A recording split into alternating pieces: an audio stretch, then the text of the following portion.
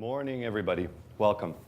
We're heading off with the seminar talks at Revision this year with the wake-up call in software licensing and marketing. I admit it is a little awkward to be having this talk to you, but I assumed since I deal with this on a more or less regular basis, and many of you create software or have been obviously dealing with problems around software licensing. Good morning. No, it's perfectly fine. Also take the seats in the front if you want, because then it'll be more familiar. That's new people. I love that.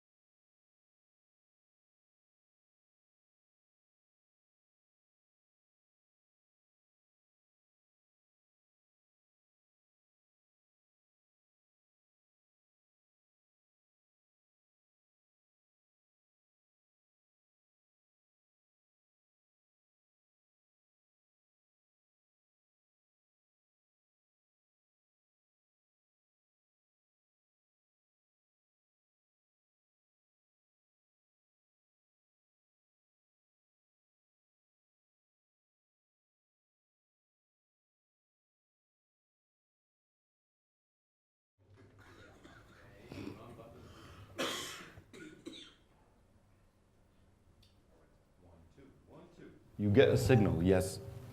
So how much of what I just said has not been heard on the internet? Okay, nothing.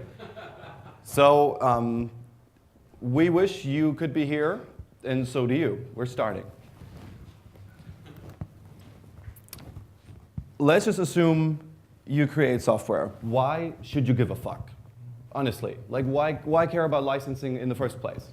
Because I get those questions a lot, like, what do you do all day? You just burn our money. Why care? A license, and this is one of the main things that even professional lawyers sometimes forget. This is, if you wanted to, like, print this, I know, at some point we used to print stuff like that.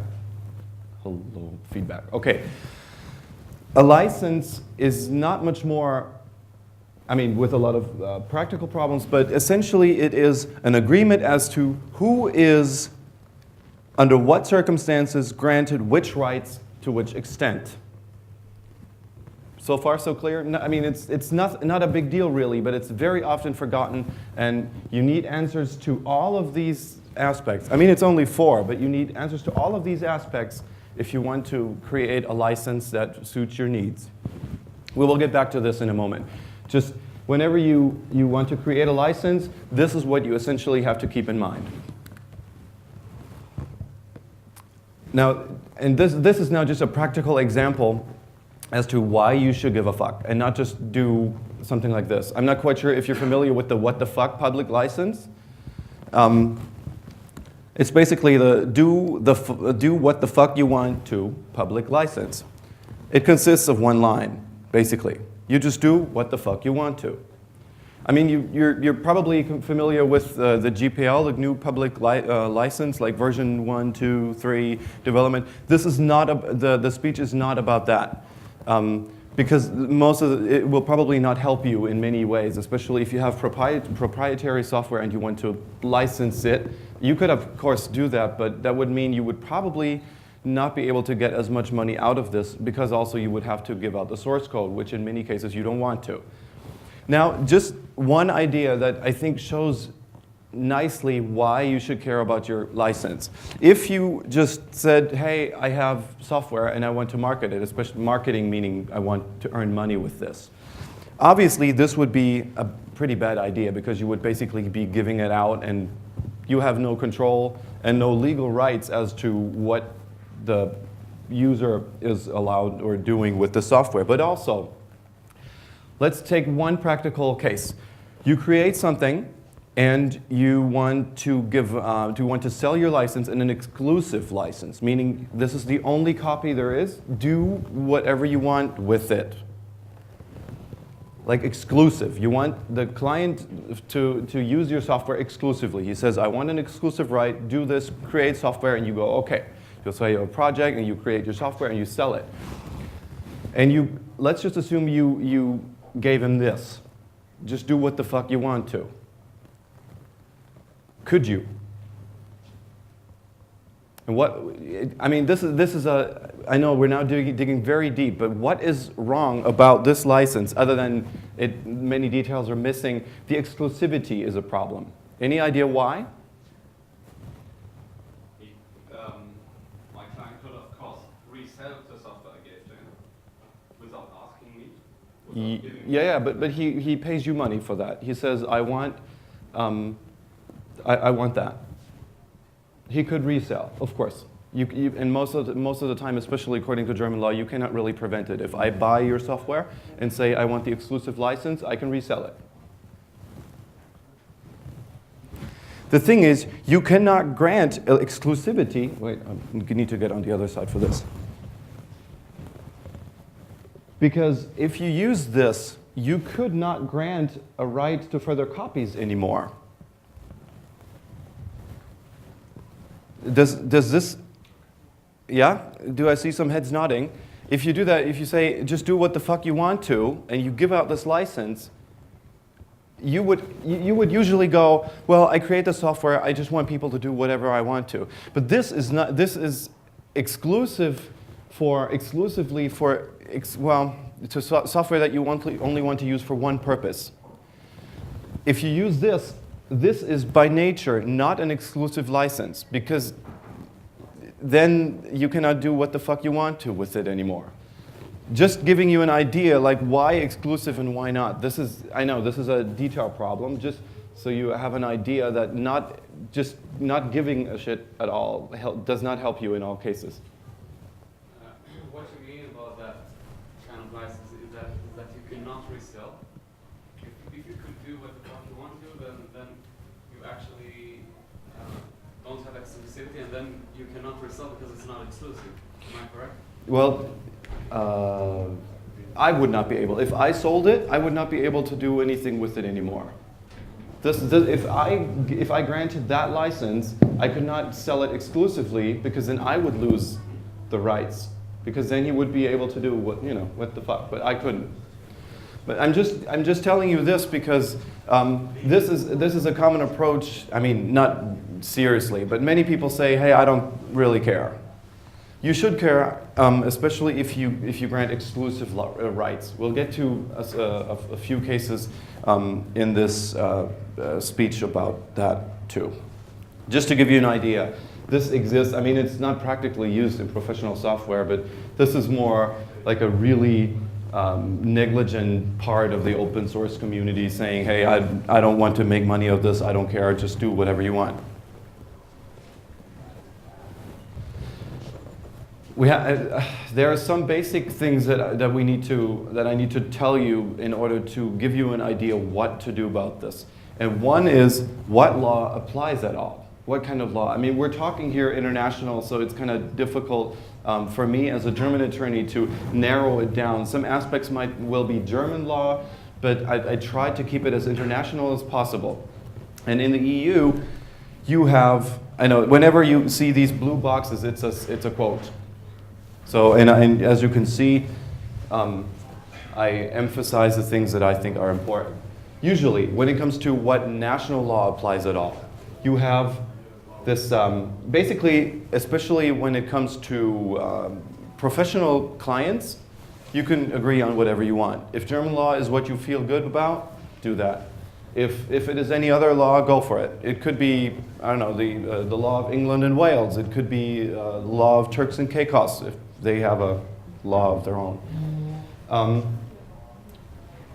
Usually, when you don't care about that, you get the question like, what law applies if I don't have a stipulation about it? I don't say I want French law. So what happens? Then, I mean, you should always do that. That's one of the things you should care about. Always choose the law that you feel comfortable with, because if you don't, you might be stuck with something that you don't feel comfortable with. That might get you into trouble, and basically, especially in international lawsuits, they don't pay off if you don't like reach a certain amount of money at all, like 5,000 euros at least. Underneath that, nobody really cares in international professional business. Then, if you have no stipulation, it'll be basically where the seller, service provider, franchisee, distributor, depending on what kind of party we have, has its habitual residence, seinen Sitz, so where its primary office would be, or if it is a subsidiary, wherever that is.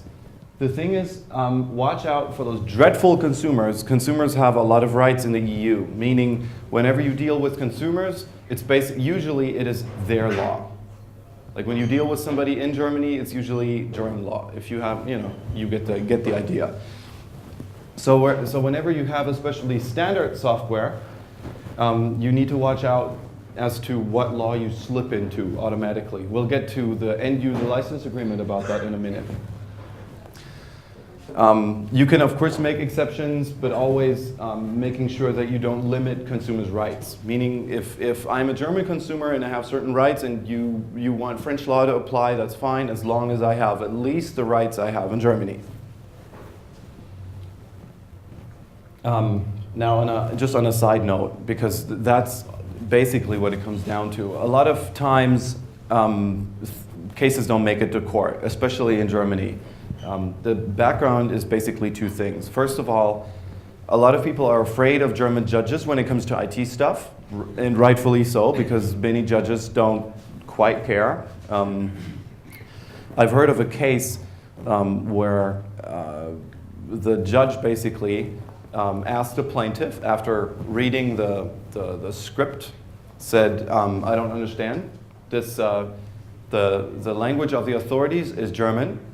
You have half an hour to translate this to German. So then the attorney was standing there and she was trying to translate internet and computer. And then he said, "No, I still don't understand. Like, go back home and the case is resting until you give me something I understand." And I think she tried, but the case basically rested for 15 years before he retired. So, and that's one thing. The other thing is also usually doesn't pay off. If you have IT projects, software contracts, you don't want to sue your clients, really. Also because it's a bad reputation thing. Usually it doesn't pay off. If you go to court, it's basically the last call.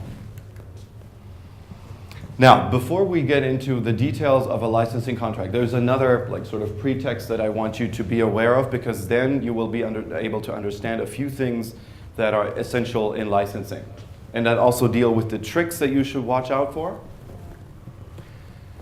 The title of a contract. This is dealing with what kind of contract do we at all have, what kind of law applies and stuff. But just so you know, the title of a document, I said a title of a document, a contract, a quote, whatever it is, does not state what it is. It helps understanding, but it doesn't state. When I hit you in the face and I say, this is not Körperverletzung, what is that? Physical injury. It still is. I'm just saying it isn't, but it still is. Just me saying that it isn't doesn't make it something that it isn't, really. That's what there's a lot of isn't in those sentences. Just saying, when you say cooperation contract, it is not, there is no cooperation law. It could be just anything. This is important because very often I see documents and I try to understand what it is, and the title really doesn't help. The title can help, but it doesn't state what it is. Most of the stuff you have, especially in professional business, is up to negotiation. You should make good use of that. I will get into the details of what you should negotiate in a minute. Before you create a license, you should be absolutely clear you should be aware yourself what you offer, what it is. We'll get also to that in a second. But make an exact list of what you offer, software-wise, service-wise, what you think the model is going to look like. And one of the essential questions is, do you offer standard software or do you offer individual software? And is there, I need to raise my hand now here. Is there anybody here who does not understand the difference between standard and individual software? Okay, good. Now, what do you offer? You see these things, you can read faster than I can read them to you, but these are the things that usually it comes down to. Software related. Do you sell it? Like what? Is it a one-time payment? Do you rent it out? Do you want to deliver something? Is it something you really create, or is it basically off the rack? And also service related. A lot of people, especially in the demo scene, I've seen a lot of small businesses that do basically just a little bit of both, meaning software and also consulting, maintenance, bug fixes, updates. Stuff that could be sort of software related or training, consulting, kind of help with stuff like that. Now, and this is much more important and not even strictly IT law related, much more important than a lot of people are aware of. General terms of business, in German AGB. There is a very strict limit as to content and extent of general terms, meaning there are certain things, when it comes down to German law and in many other countries, except Ireland, for example, which is why Microsoft has a big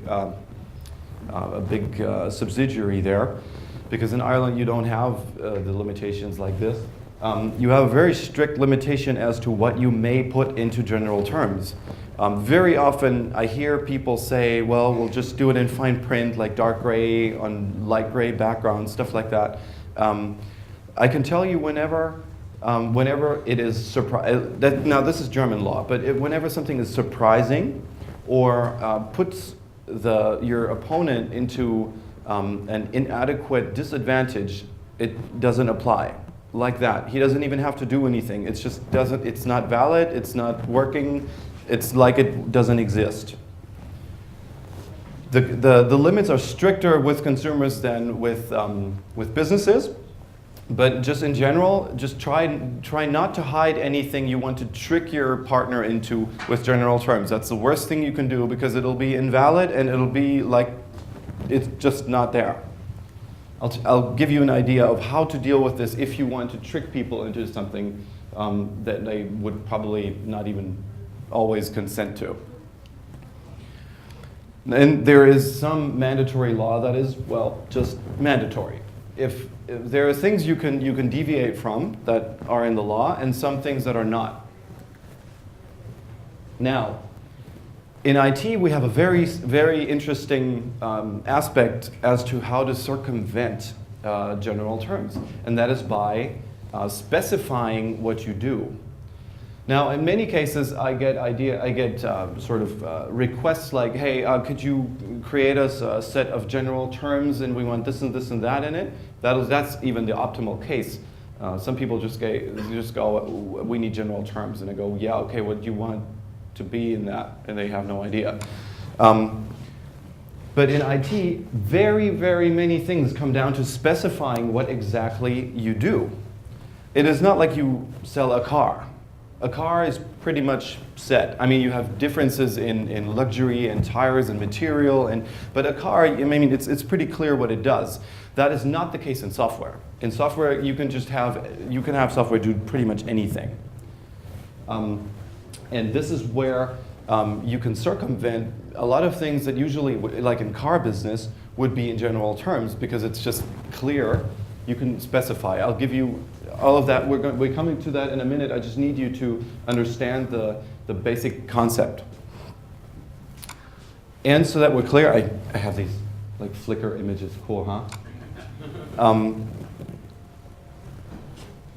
Now this is something that I'm just including because it's very often an issue. How do you conclude a contract at all? Now, and this is actually a question. What do you think? How do you conclude a contract? What is a contract? No, just to be clear, contract can be what? Okay, a contract can be in writing, but doesn't have to be in writing. Usually it is. Make sure whenever you sell software, license software, make sure it's written. Do it, period. But it wouldn't even have to be in writing. But how do you conclude a contract? Go ahead. Take the microphone, say it. Both sides state what they want to do, and then they agree on it. True. A little more specifically, how would that go? Like, let's say you... Like shaking hands and say, okay, we make it so. We could do that. Okay, let's just say it's in writing. How do you do that in writing? I need the signs of both Okay. partners. Let's assume you're not with each other. If you meet and you have one document and you sign it, obviously you've concluded a contract. How do you do it if you're not in the same place?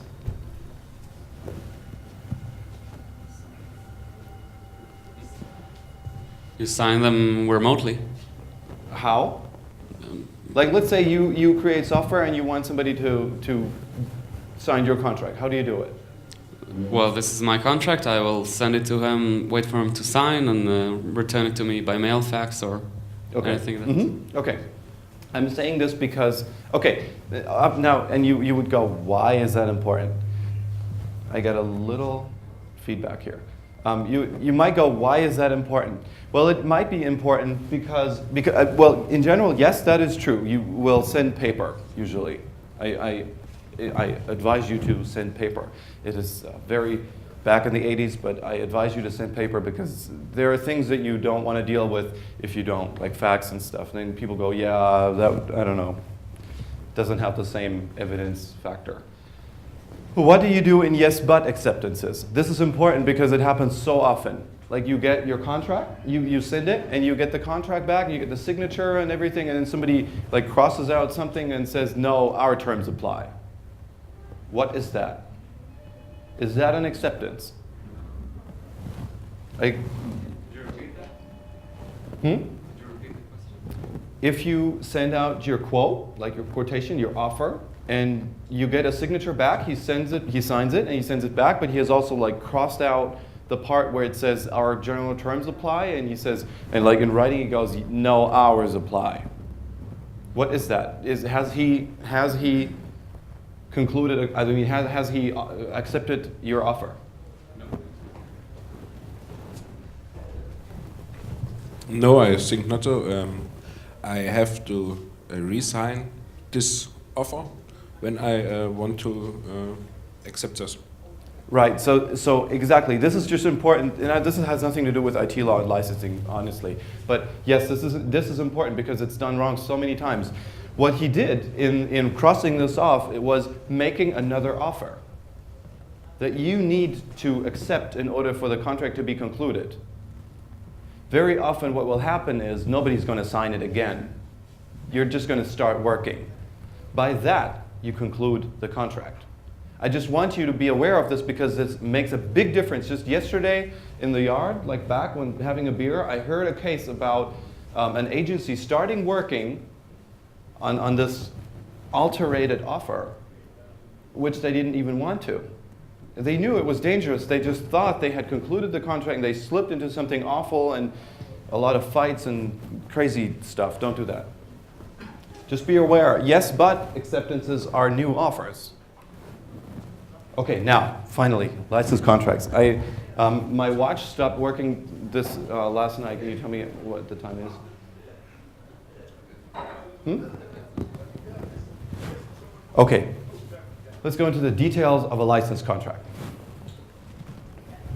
First is standard or individual. It makes a big difference. I told you that many things that you will hear now are basically repetitions and deepening of what I just said. You need to decide whether you want to do standard or individual software, because the contract and the pertaining rights will be all different. The thing is basically, if you have a standard software, it'll be basically sort of sold off and purchased off the rack, which means you will probably have purchase law, meaning it'll have to be sort of free of defects. You know, it has to work fine. No software is 100% error-free, but that is not legally a defect. Just set that aside. The rights will be all different, and also what will be different is what you need to deliver. In case of standard software, it will obviously be something you download or that you get off the rack or that you just somehow you get. That would be a good. If you need to deliver a work, that'll be more like individual software. Like the client will say, I want a piece of software that'll do this and this and this and that. And you will have to create it. And a service will be, in German it'll be a Dienstleistung, meaning you basically just have to try your best to do well. If you are, if you're hired, if you work for a company, not as a freelancer, but you actually have an employment contract, what you basically do is service. You don't have to, you're not liable for the success of what you do. You just have to sort of do a good job. But, and now this is, of course, German law, but the rights that you have, what states a defect, the rights. Material defects, that's just basically different. In standard software, it will be purchase law, and if it is individual software, it'll be Werkvertrag stuff, service contract for works, which leads to a lot of differences. I don't have time to go into details, but what it'll basically do, and this is very, very important, and many people lose that, even a lot of attorneys have no idea that this is the case. It, of course, has a huge difference on impact, an impact on money flow and taxation. Because let's assume you have created standard software and you sell it. When do you get your money?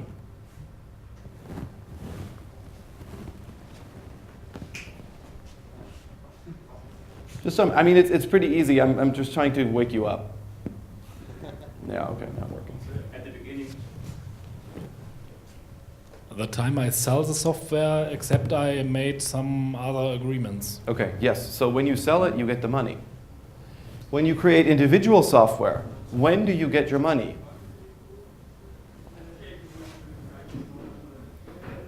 Like when you have a piece of standard software and you sell it.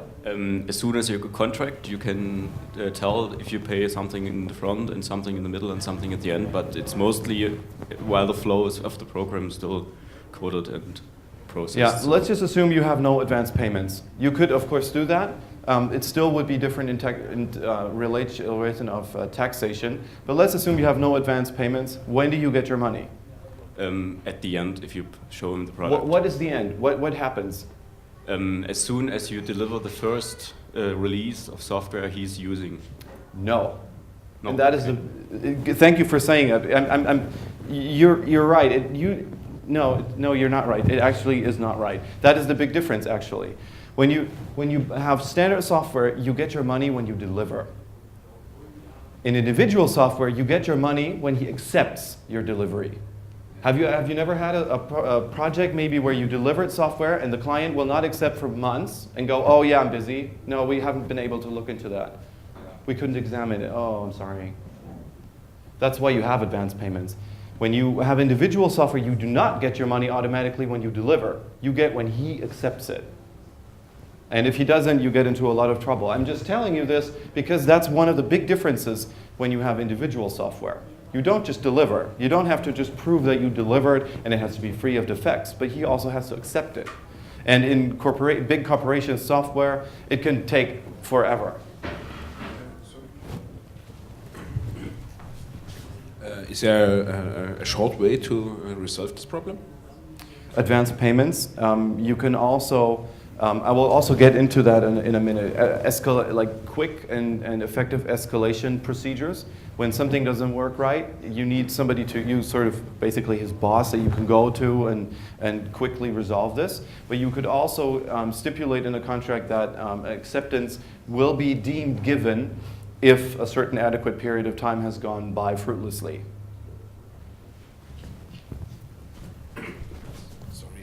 Is there a better way to pay for hours for development? For what? Is there a better way to pay for my hours, how I develop the software or project? It really depends. The question, do I get this right? The question is, can you just basically be paid by the hours you put into this? You could, but that will be a different. That would be a different contract. That is why it is important. If the client comes to you and says, I want this piece of software, you can of course give him a quote and say, we will probably need 3,000 man hours. It'll take this and this long, and it'll cost this and that. And if he accepts it, you would still have to deliver the software. You could negotiate advanced payments, like a third up front, a third at milestone 3, and then the rest at the very end, what we just said. But if you want to be paid by hours, you're like a prostitute, really. No, this is serious. Seriously, this was told to me when I was taught the difference between a contract for work, like delivery of a work, and contract of service. What does a prostitute do? And you will understand after this. What does a prostitute do? I mean, not physically, I sort of get it, but you go to a prostitute and you say, well, I mean, I don't want to know what you say, but let's just assume you go and you pay her to get you off, right? Now, if you can't come, what? Then what? She'll say, hey, I did everything I could. Dude, you have to help me out here. You go, no, sorry, you can't do it. Do you owe her the money or not? Does she have to deliver? Is your orgasm something that she has to deliver or not? And this is a serious question because this is a distinction. I pay for her time, not for the service. Of course she cannot deliver your orgasm. How's she supposed to do that? So of course she just has to try really hard. I mean, what you do at work every day. You're like a coding prostitute. But you also don't have to deliver the success. Now this is the biggest difference. If you want to be paid by hours, you just have to make clear that this is a service that you do. Most of the things like training, consulting that'll be paid by hours stuff. Could you just help me out here, because I don't see most of the people. If somebody raises a hand, just give me a sign or Ron will do something. Now, the distinction of this is usually most often hidden. Most of the time, it even slips into something. Just because you have a written contract doesn't mean it'll stay like that. How often does it happen? First of all, most people hate contracts because they're awful to read. I hate reading most contracts myself because they're awful. It's legal babble. I get tired when I read 3 pages of that shit. Honestly. No, really. When I create contracts, I don't do it like that because I know the people that will have to work with this will never be able to stay awake. But especially the changes of a contract are what usually causes the biggest problems. Let's say you have a service contract, you're paid by hours. And you say, we consult you in establishing a software that'll maintain your warehouse. And you have regular business meetings that you also, of course, are paid for. And in this business meeting, the client or one of his representatives says, yeah, but now my landscape, I have this new software and it'll have to do this and that. I need you to create me a driver that'll allow my machine X to work with machine Y and your software. Can you do that? And you go, yeah, I will do that. Bang, you're in a contract for goods. You need to, no, for work. You need to come up with something that'll do what you said it would do, or what he wanted it to do. These oral things, as a contract, most contracts don't have to be concluded in writing. This one is one of them. This is what usually just messes stuff up. You're not aware of what you owe, what you need to do, and all of a sudden you're stuck with stuff that you did never agree to, or that you would have liked to never agree to. Side note, EULA, End User License Agreement. Does anybody not know what that is? Okay. A lot of people say, this is the shit, do that. You could, it might be interesting to do that, but the End User License Agreement is problematic in certain things. First of all, you only have that in standard software, obviously, because if you have individual software, there will only be one client. Why create an End User License Agreement? But I mean, in some cases it might be necessary, but usually not. A user license agreement is a general term. It's also a set of terms, so we also have the content limitations that I talked about before. The thing is, in some cases, if you do it wrong, a user license agreement might be a defect, a legal defect. Imagine you go into a store and you just pack one of those, you grab one of those boxes that say, this is the coolest software of all time. And there's nothing else on it. It's just basically title, and it says it'll work with, I don't know, Microsoft Office or something. And you pay it, and there is no mention of a user license agreement. And you pay for it, you go home, and you want to install it, and it says, bang, user license agreement. That is a legal defect. That basically gives you the right to return it. Because you said, I did not sign up for this. There was no mention of it on the package. Most people don't know. I'm just telling you this because legally that would be a defect. So you at least have to put it on the box saying there will be a user license agreement. Even that is problematic, but that might even be a defect. But also, and most, especially German software developers might not be aware of this, or European, if you want to do business also with the States. When you do mobile apps, for example, you slip into this so easily. I mean, most mobile apps they don't have a user license agreement, but some do. And what you automatically do is you slip into another person's right, especially if they're a consumer. We talked about that before. If you're a consumer and you install something and you agree to a user license agreement, you as a manufacturer automatically slip into their system of law, and meaning if your mobile app is installed, or your software is installed by a US consumer, you're there. Liability and everything. So now on your software pack you have to write that it might contain nuts and please don't iron shit on your body and stuff like that. Individual software projects. I basically told you that it's usually a contract for work, so you have to deliver. Here is the most important thing of all. You need to specify, specify, specify. Just be 200% clear about what the software will do.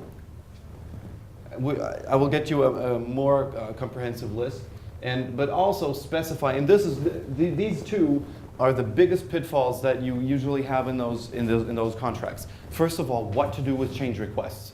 You're so sure that the client wants X, and then he wants Y, or Z, or both, or all. And he says, yeah, well, especially with inexperienced clients who have no idea what they want.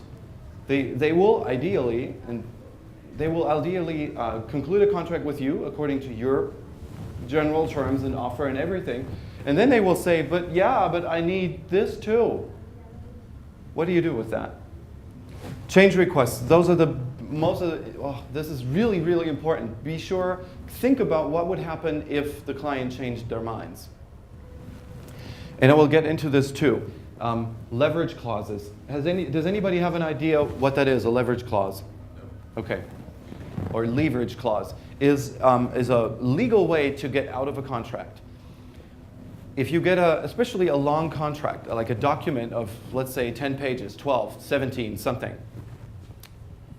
it's most likely you will not read it all the way through. But chances are, if the user of this document is clever, what they'll do is they will insert at least one, maybe even two leverage clauses, meaning they will ask of you stuff like they don't know their market in their country well enough, or they just have a different business model.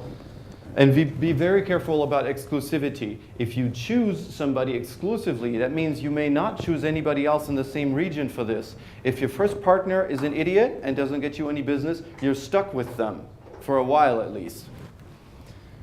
Go easy on minimum sales requirements. That's usually something that you want. You want to sell a lot, and you want partners that are strong and say, I will just sell this and this and that and all tons of stuff.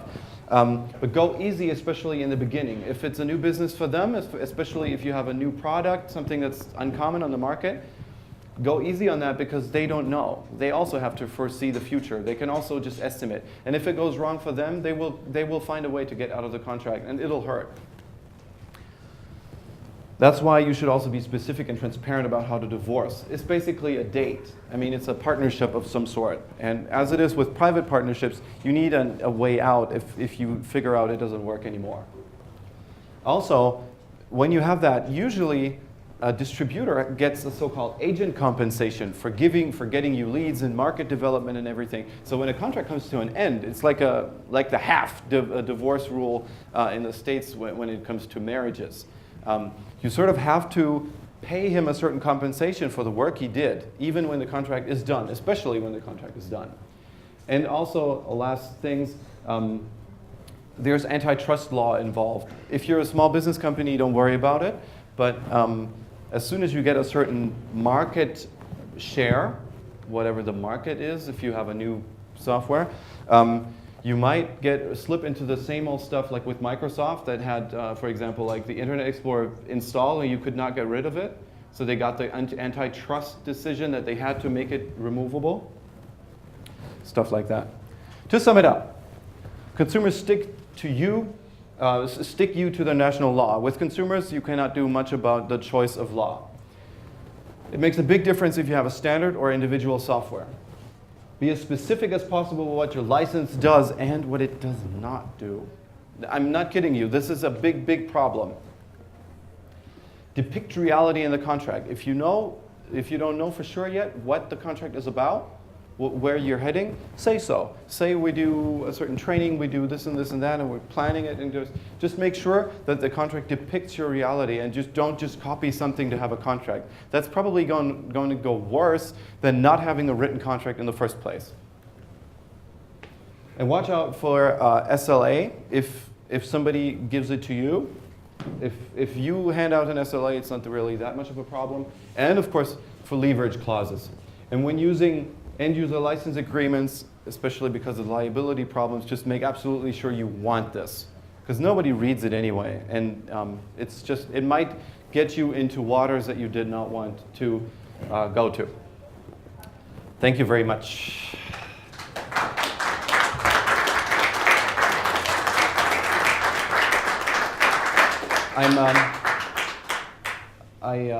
Since we probably have to get off the stage, right? No time for questions? Saikon, huh? What time is it? Huh? Okay, then I would love to answer questions. Why don't we just go to the info desk and have a coffee or something? If you want to, I'm happy. That's why I'm here. Just join me for coffee, and we'll get everything talked about.